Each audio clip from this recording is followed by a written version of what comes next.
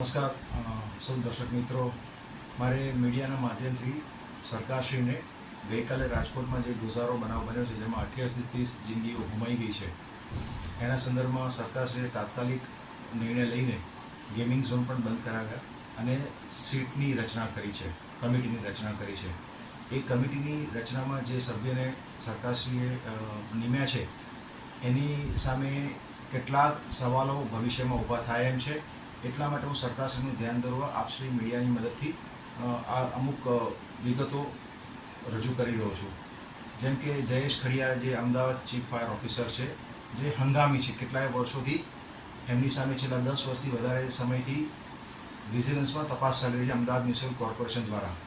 Bogus સર્ટિફિકેટના મામલે એ fire ડિપાર્ટમેન્ટમાં enter થયા છે એવો એમની સામે આરોપ છે અને આ આરોપના અંતર્ગત છેલ્લા 10 વર્ષથી પણ વધારે સમયથી એમની સામે તપાસ ચાલી રહી છે.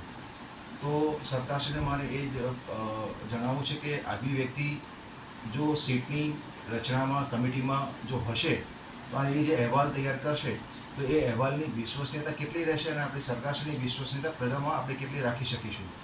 એટલે આ બહુ ગંભીર વસ્તુ છે જેના માટે હું સરકારશ્રીનું ધ્યાન દોરવા માગું છું. બીજું એક સરકારશ્રીને મારે એ પણ જણાવવું છે કે Gujarat state fire prevention department એના વડા નલિન ચૌધરી છે, અત્યાર સુધી એ અધિકારીશ્રીનું ક્યાંય પણ કોઈ ઇન્વોલ્વમેન્ટ આખા ચેપ્ટરમાં નથી. શા માટે? આજે હેરાર્કીના મુદ્દે જોવા જઈએ તો એ હેડ ઓફ ધી ડિપાર્ટમેન્ટ કહેવાય ગુજરાત સ્ટેટ ડિપાર્ટમેન્ટ ફાયર ડિપાર્ટમેન્ટના. તો શા માટે એમની રચના સીટમાં નથી કરવામાં આવી એ સવાલ પણ કોઈને થવો સ્વાભાવિક છે. તો આજે એ લગભગ એમને પણ એમના હોદ્દા પર કામ કરતા 9 મહિનાથી વધારે સમય કદાચ થયો છે. તો શું એમની કોઈ જવાબદારી નથી બનતી? તો આ પણ એક ગંભીર પ્રશ્ન ઊભો થાય એમ છે. આપણે પ્રજા સમક્ષ સરકારશ્રીએ વિશ્વાસ જીતવો પડશે. જે રીતે ઘટનાઓનું વારંવાર પુનરાવર્તન થઈ રહ્યું છે. છેલ્લા 5 વર્ષમાં ગુજરાત રાજ્યમાં 3000થી પણ વધારે લોકોએ આગથી પોતાના જીવ ગુમાવ્યા છે.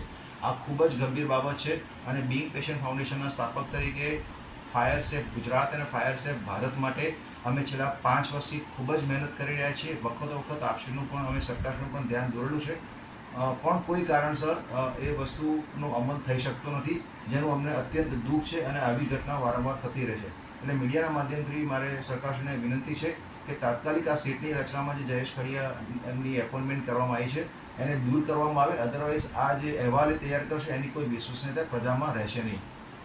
નમસ્તે.